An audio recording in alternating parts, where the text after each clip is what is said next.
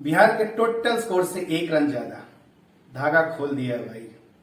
ये डायलॉग तो आपको याद ही होगा। हाय फ्रेंड्स, आज हम बात करेंगे युवराज सिंह की ऑटोबायोग्राफी की, the test of my life from cricket to cancer and back. इसमें the test of my life को वो अपने टेस्ट मैच के बारे में नहीं बोलते हैं, बट कि अपने कैंसर के टेस्ट के बारे में बताते हैं। उनके बचपन में अगर हम लोग चले तो वो बहुत ही ज़्यादा एनर्जेटिक, फुल ऑफ एनर्जी, हमेशा कूदना फानना। पढ़ाई लिखाई में वो बताते हैं कि बहुत अच्छे तो नहीं थे, बट स्पोर्ट्स में, हर एक स्पोर्ट्स में बहुत ही ज़्यादा अव्वल आते थे अपने स्कूल में। टेनिस में बहुत अच्छे थे, स्केटिंग में बहुत अच्छे थे। इनफैक्ट स्केटिंग में वो अंडर 14 टूर्नामेंट स्टेट लेवल का में गोल्ड मेडल जीते थे जब वो केवल 11 साल के थे। अपने साइकिल की कहानी के बारे में बताते हैं। ये पार्ट पढ़ते हुए मुझे सचिन तेंदुलकर की ऑटोबायोग्राफी की याद आ गई। उसमें भी वो साइकिल का घटना के बारे में बताते हैं। Same to same Yuvraj Singh भी साइकिल के लिए रोना गाना करते हैं, और जब वो साइकिल मिलता है तो उनका एक बहुत बड़ा एक्सीडेंट होता है। समहाउ कहीं ना कहीं युवराज और सचिन का कनेक्शन यहाँ से भी देखा जा सकता है। एज अ चाइल्ड एक्टर वो 2 मूवी में काम कर चुके हैं। एक मूवी में शूटिंग के दौरान बताते हैं कि वो एक ट्रेन के पटरी के पास उनके दौड़ने का सीन था, और अचानक से वो बहुत ही ज़्यादा करीब हो गए थे, और उसी समय एक ट्रेन आ भी गई थी। इसके बाद उनके पापा आए पूरे क्रू मेंबर पर चिल्लाना, जो कि खास करके युवराज सिंह के बारे में हम लोग जानते हैं। आम जीवन में मीडिया में आपको बहुत बार उनके इस ऐसी कहानियों के बारे में पता चल जाएगा।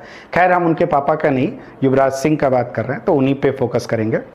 क्रिकेट की उनकी कहानी जो शुरू होती है वो वहाँ से शुरू होती है जब युवराज सिंह अब युवराज को नवजोत सिंह सिद्धू के ट्रेनिंग कैंप पे ले जाते हैं। वो उनकी राय लेना चाहते थे कि कैसा खेलता है क्रिकेट युवराज सिंह।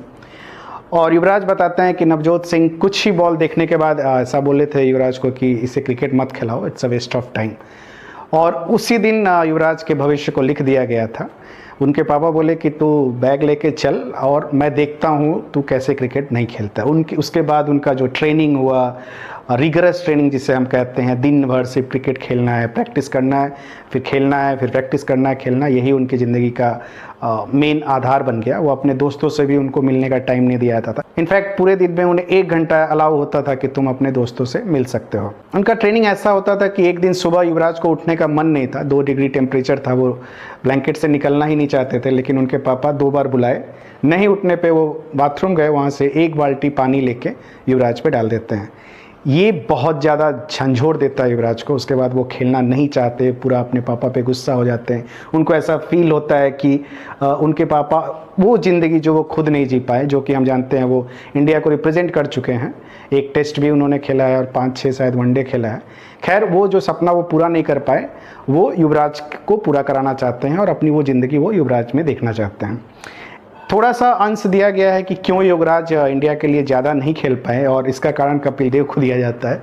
क्योंकि उस समय के ट्रेंड के हिसाब से आप इमरान को देखो या इयान बोथम को देखो, हर एक टीम में एक ही फास्ट बॉलर ऑलराउंडर हुआ करता था, और इंडिया के पास ऑलरेडी कपिल देव थे, तो युवराज का टीम में जगह नहीं बना।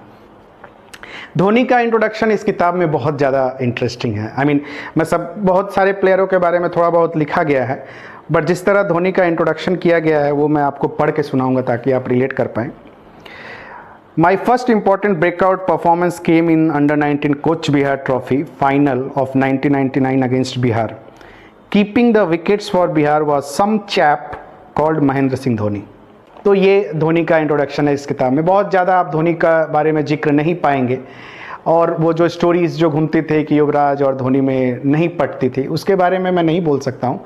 बट डेफिनेटली इस किताब में धोनी के लिए तो बहुत ज़्यादा जगह नहीं मिला है।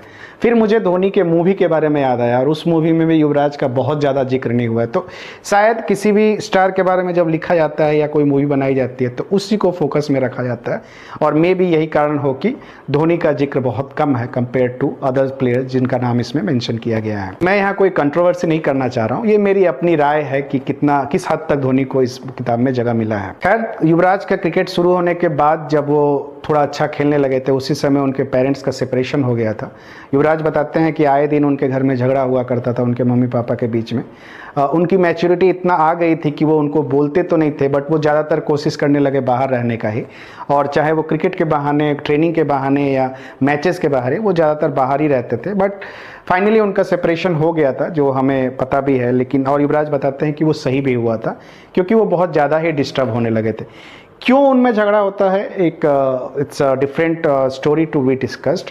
युवराज सिंह अपना पॉइंट ऑफ व्यू देते हैं, उन्हें क्या लगता है उनके मम्मी पापा के बीच झगड़ा होने का कारण, but you can get that all that while reading the book. World cup 2003, 2007, 2011 का जिक्र किया गया है। 2003 में युवराज बहुत ही यंग थे, मोहम्मद कैफ के साथ वो टीम में थे और अपने उस जर्नी के बारे में बताते हैं। उतना प्रेशर नहीं था उन पे क्योंकि वो यंगस्टर थे, बट पेन, दुख, दर्द जरूर हुआ था जब इंडिया 2003 के फाइनल में हार गया था।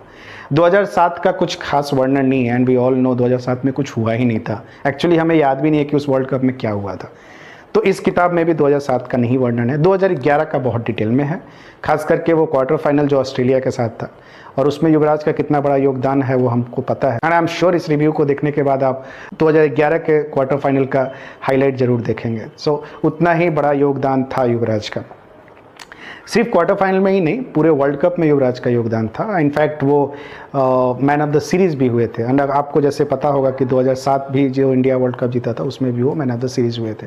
युवराज सिंह के बैट की भी कहानी है, जिस बैट से वो खेले थे पूरे वर्ल्ड कप में, उस बैट को उनकी मम्मी चोरी छुपे, अगर हम लोग कह सकें, चोरी छुपे उनके बैग से निकाल के अपने बाबा जी के पास ले गई थी, और वहाँ पे ताकि बाबा जी उसको आशीर्वाद दे सके और युवराज उससे अच्छा खेल सके। ये कहानी युवराज को बहुत दिनों बाद पता चली, बट उसका वर्णन इसमें ज़रूर करते हैं। खैर, वर्ल्ड कप जीतने के बाद की जो कहानी है इस किताब में वो ज़्यादा है। Most of the pages are his struggle against cancer. आपको जान के अजीब लगेगा कि जिस समय 2011 वर्ल्ड कप जीतने का हम लोग खुशी मना रहे थे, बाथरूम में वो इंसान जो कि वर्ल्ड कप जिताया था आपको, वो वॉमिटिंग कर रहा था। तो बहुत ज़्यादा पेन और दर्द वाला पार्ट स्टार्ट हो जाता है कैंसर का, जो जिक्र किए हैं। ज़्यादातर में ही आपको दुख होगा, हर एक मोड का उन्होंने हर एक पार्ट का डिस्कस किया है, हर एक पेन के बारे में बताए हैं, जो पूरा प्रोसेस हुआ है उनके साथ कीमो का उसके बारे में बताए हैं। कभी कभी उन्हें फील भी नहीं होता था कि उनका शरीर है, वो गिर जाते थे। मतलब कोई भी इंसान अगर युवराज को जानता है वो ये किताब पढ़ के कहीं ना कहीं किसी ना किसी पेज पे रो जरूर देगा। उनके ट्रीटमेंट की एक पहलू जो है वो ऐसा था कि लंदन में होना चाहिए था, होने वाला था, इनफैक्ट पूरा प्लानिंग हो चुका था, लेकिन वो जो बाबा जी उनके, मतलब बहुत उनकी और उनकी मम्मी का बहुत मान्यता थे वो बाबा जी पे, तो वो बाबा जी के पास जब आशीर्वाद लेने गई युवराज की मम्मी, तो बाबा जी बोले तू फिक्र मत कर बेटा, तेरा बेटा अमेरिका से सही होके आएगा। और ये लाइन जो था, इसकी के कारण उनका ट्रीटमेंट अमेरिका में हुआ इंस्टेड ऑफ लंदन।